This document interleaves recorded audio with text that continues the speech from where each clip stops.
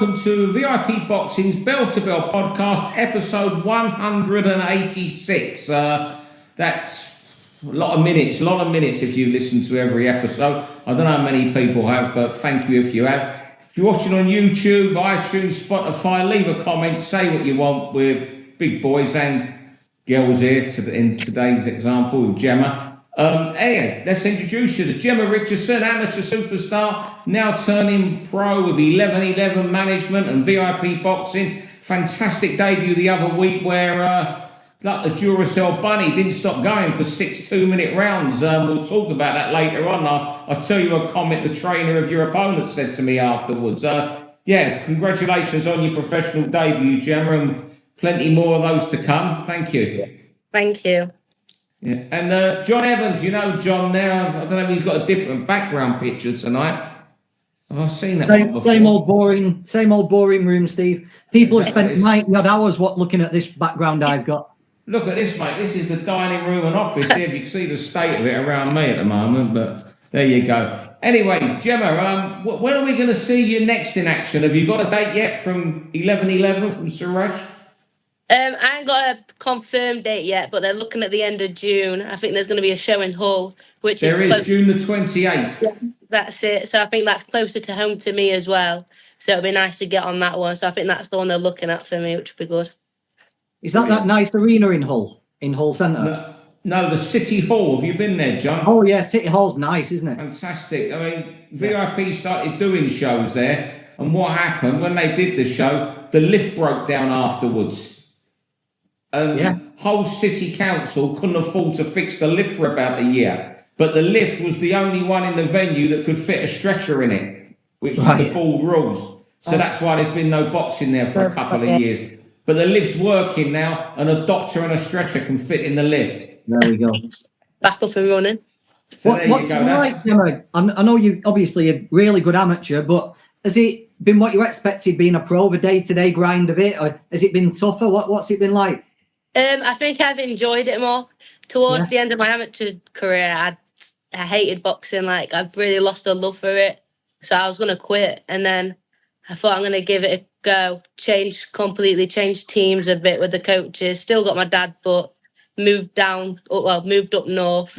And I just love it. Like, I fell in love all again with it. It's completely different to what I used to in the amateurs, because obviously I was used to being on GB with about 40, 50 people in the gym at a time, where I get a lot more one-to-one work now because the gym's smaller.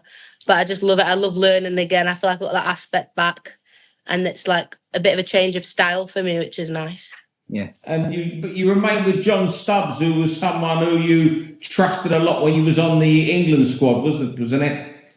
Yeah, so he coached me for 1 year on the England team. And throughout my time at GB, I always kept in touch with him after fights. But I never really had that like full-on one-to-one like coaching with him, so I never knew what would gel like as a team that way. So it was like a bit of the first trial going up for that first camp, but we gelled really well with John and Amph, and both of them, like, I just got on really well with them, and I felt like I've improved a lot, so it worked well. So don't change what can. Do you live in Sunderland during the week and go back home at weekends, because it's a fair old commute? So no, for the last camp, I think I lived there for 8 weeks. So I did 8 weeks long up there. I think in that time I came back home for like a couple of days, and that's about it. So I did the full 8 week stretch up there. And then I've had now I'm back at home now in Scunny. I've had a couple of weeks back here, and then I'm going back up there next week, and I'll have like a week there, a week at home. But when I get into like the main bit of camp, I'll probably do like the full lot again. 8 weeks in Sunderland's harder than any fight. Yeah. Well, it was Hartlepool. I was based in Hartlepool, but obviously, like, Amp's based in Sunderland, so I travelled there. But they're all just nutters, like, up there. Like, I was just like, yous are not normal in the edge, you. Like, everyone, like, you're all crazy. But it was good.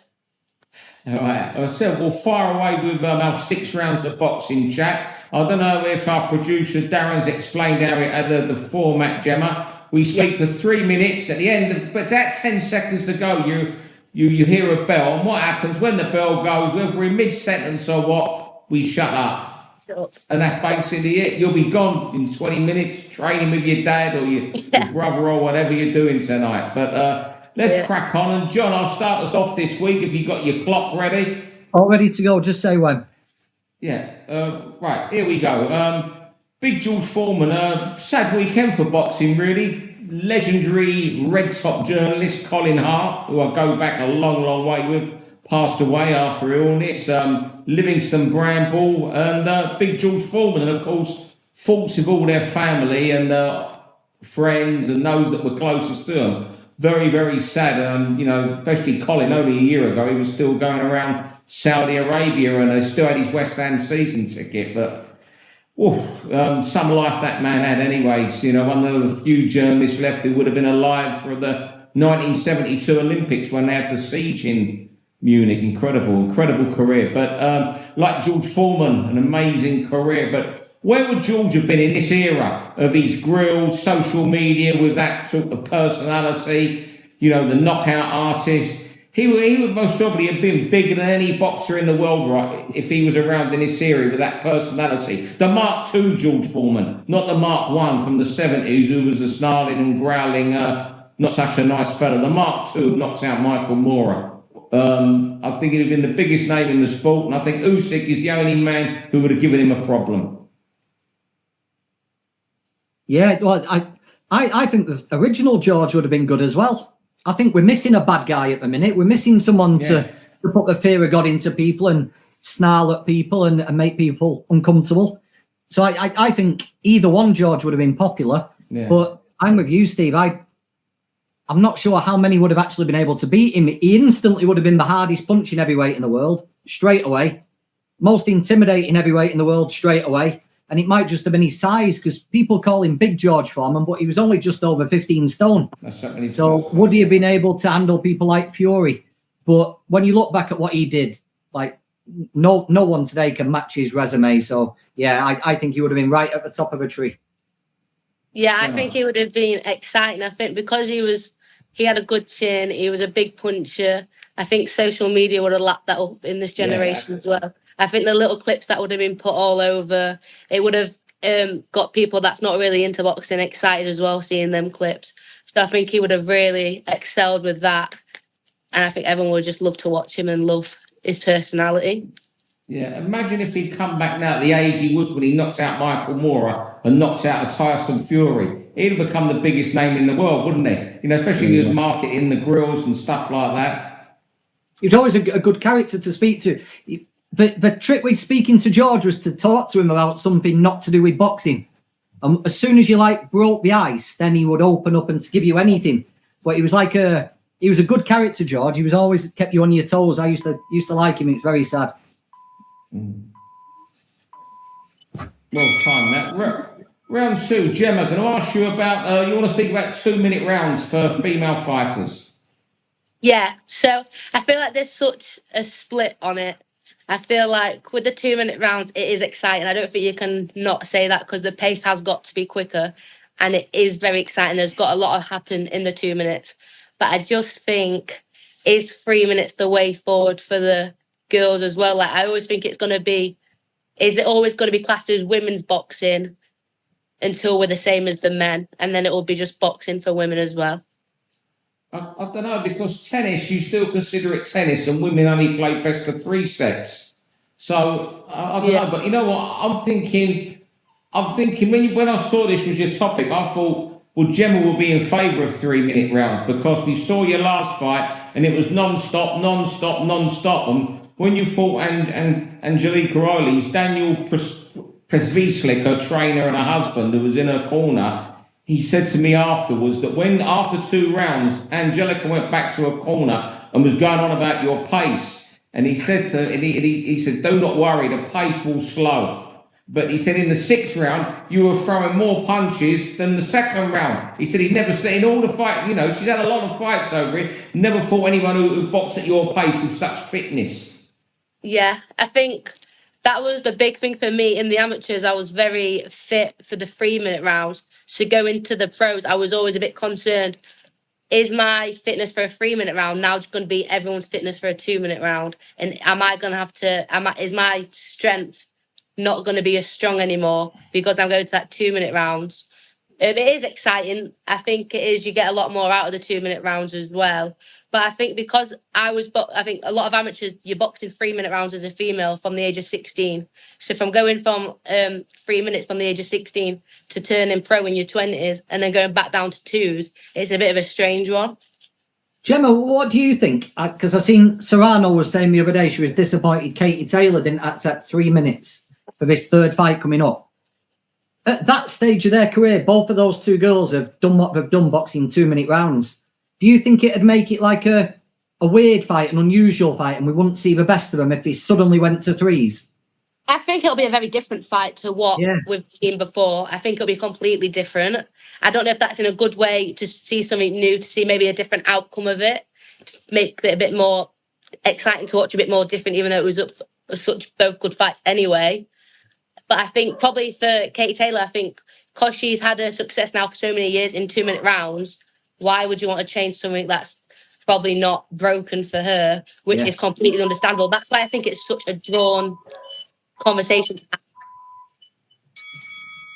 I was going to ask you about 12 rounds, but we'll get on to that next time. John, round 3, what's next for Saudi? What fights would you like? Yeah, if you could make any fight now, because I assume we're going to get the next batch of Saudi Arabian fight nights coming up soon. I think we're going to get a 5 versus 5. I think there's going to be another unusual show in New York at a particular venue. I'm not sure what that is yet, but no matchups yet. So if you could make any fight or any fights, what would they be? And I would say the one for me is Tank against Shakur Stevenson. We've been talking about it so long, it's got to happen. That's the one I want to see. Right, here's one. No one's cut. My people might cut it. What about Dubois and Caballero for a shootout? Yeah. Dubois with anyone. Yeah, Dubois, Caballero, because you saw Caballero against Zhang in the last fight, had the rough first round, come back, there's few heavyweights that throw shots to the body like him. I love Caballero. I'd love to see him and Dubois in Saudi. Good one. What about for you, Gemma? I think I'd like to see obviously more females. I think the Price being Mayer fight would be a good one. I think that's the one that Price wants as well. I know she's mentioned it. So I just think that would be good. Any females really I'd like to see out there. But that's a given. Do you reckon that they opened it up, Sky and Raven, Gemma? Do you reckon more will follow? Definitely. I think it was a big thing for them to get on there. And I know there's been a lot of talk with should that have been the fight on there, but I think both good girls. It could have been a really big clash of styles as well. So I think that's definitely opened it up. And I think hopefully going forward, we're going to see more of that with more of the top females as well. And I think once that ball starts rolling, there'll be more and more. You know, a style versus style fight in women's boxing I would like to see over there. How about Serrano against Baumgardner at super featherweight? Well, that's a style versus style fight, isn't it? Fight, yeah. Yeah, I think we will see more female women's boxing over there. I think it's inevitable because they, obviously there's a lot said about Saudi, and there'll be a lot they want to prove by having female fights over there. I think it will become a regular. We're not seeing too much at the moment. It will become regular. Yeah, definitely. How about a welterweight? I'm not keen on this Canelo against Crawford fight. I think it's a bit of a waste of time. But how about seeing Crawford against Ennis? I would much rather see Crawford Ennis than I would Crawford against Canelo. Canelo Benavides as well. Yeah, any of them. Fury, get Fury out of retirement. Let's get Fury Joshua. We all still want to see it, don't we? Well, yeah. You know what? It's mad, isn't it? Most probably. We're going away from Saudi, maybe not, it could be in Saudi. It's most probably still all the heavyweight fights out there because of the interest. That they must probably earn more money than anyone out there by fighting, even if they both are on the back nine. Round 4.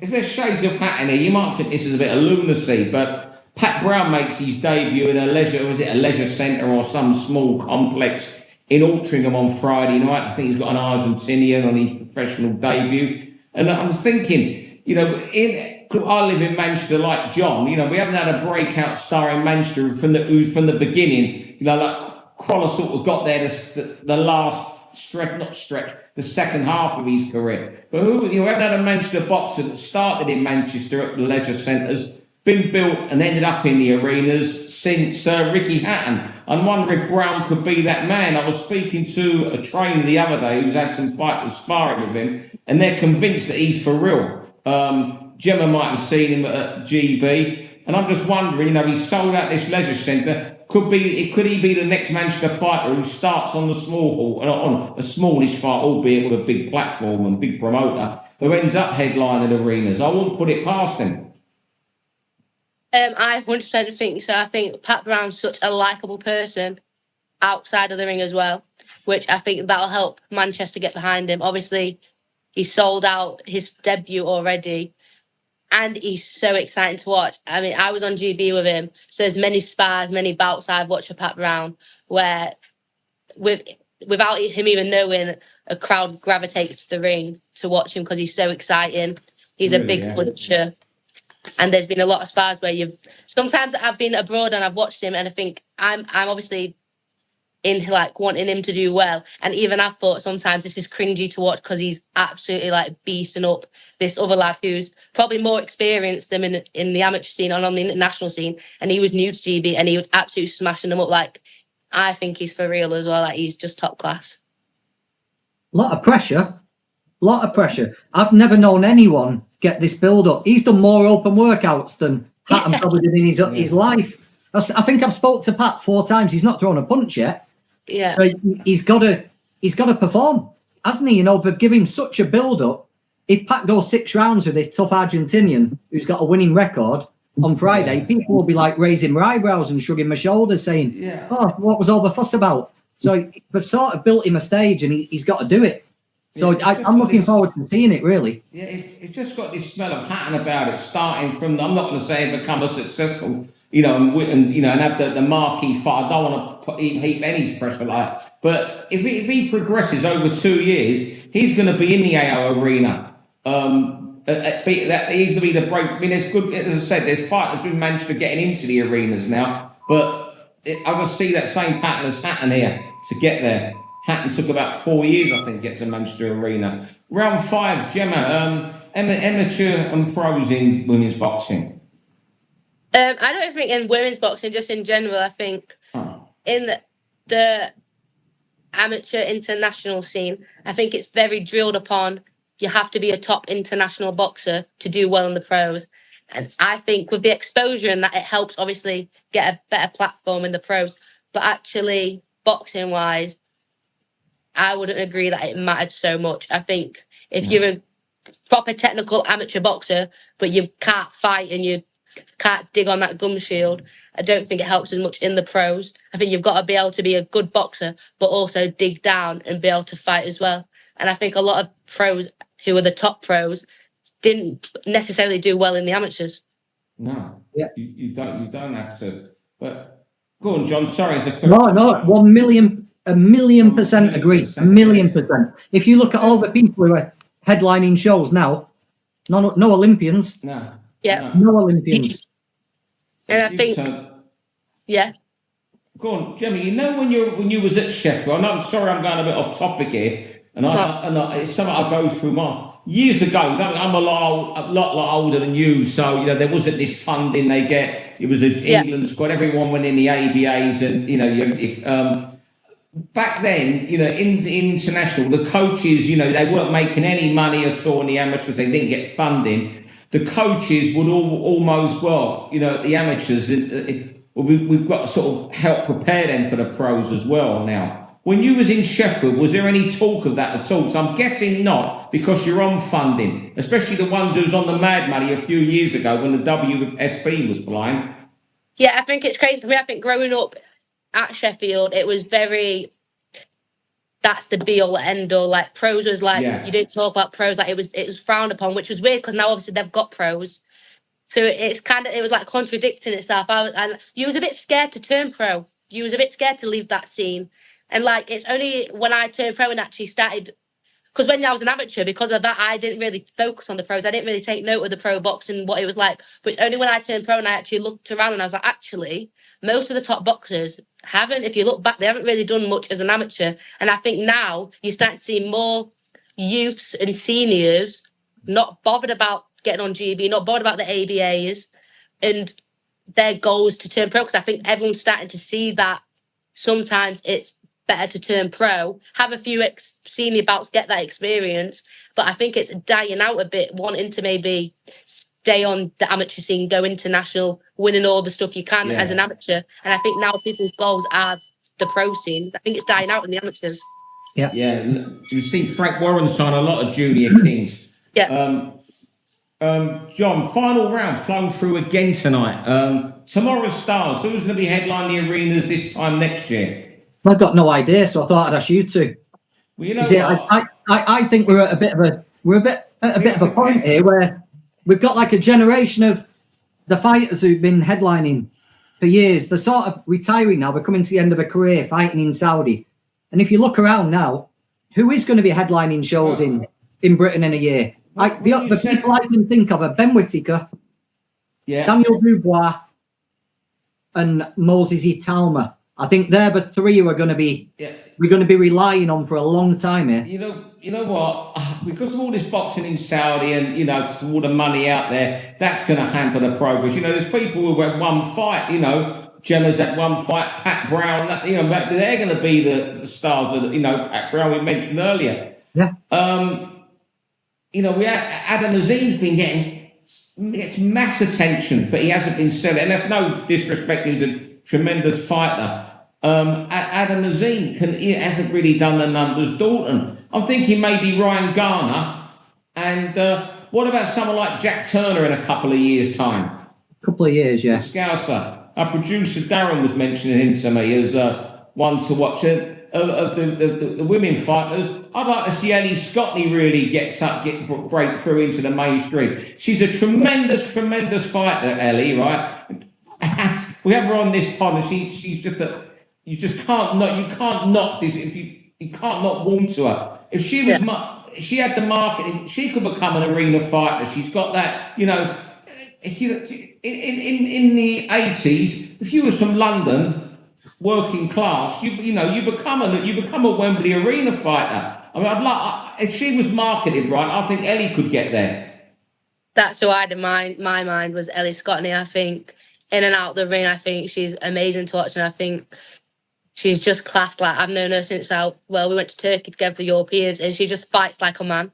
And I think she's just like, you can't not love to watch Ellie. And I think a person like outside the ring as well, like, I think she can literally go all the way. And like, she's the, like, out of all the girls, I think she's the one that I'd like to really see, like, push on and, like, get that chance because she's fast. And then again, I thought Moses Atuma, I think he's one of the best I've probably ever seen as well in that. And for how young he was as well, I think it'll be him.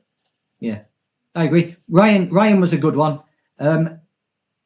The other one I can possibly think, Royston Barney Smith might have something. I think Royston's really good, and when you speak to Royston, he's a good lad as well. Royston might have that little bit of charm that takes him in, grows his fan base. I think Royston might do it, but it's going to take a while.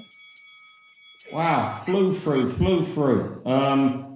Well, Gemma, thank you very much for joining us tonight. I hope you'll come back again. We should get Ellie and yourself on together one night in a couple of months. That'd be a good one. John and myself will just go off. We'll go and have a cup of tea, and you could just talk for half hour. Because I bet if you and Ellie sit down and have a coffee, I bet no one else sits in. They get a word in, do they?